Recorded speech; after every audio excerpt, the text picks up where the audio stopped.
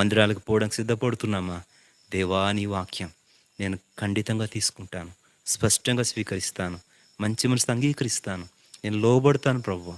నీ వాక్యం నాలో క్రియ జరిగించినట్లుగా, తెస్సలోనికీయులలో ఆ వాక్యం కార్యసాధకమవునట్లుగా నాలో నీ వాక్యం కార్యసాధకమై ఫలించి వ్యాపించినట్లుగా, వాక్యం దాని సంపూర్ణ ప్రభావముతో వైభవముతో నా జీవితాన్ని ఆవరించినట్లుగా, నీ వాక్యము విని ఎవడు నా మాట విని వణుకుచుండునో వాని లక్ష్య పెడతానన్నావు కదా.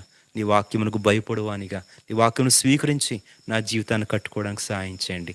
బోధను తృణీకరించకుండా, ఉపదేశాన్ని కాలదనుకోకుండా సహాయం చేయమని మనం ప్రభుకు అప్పగించుకుందాం.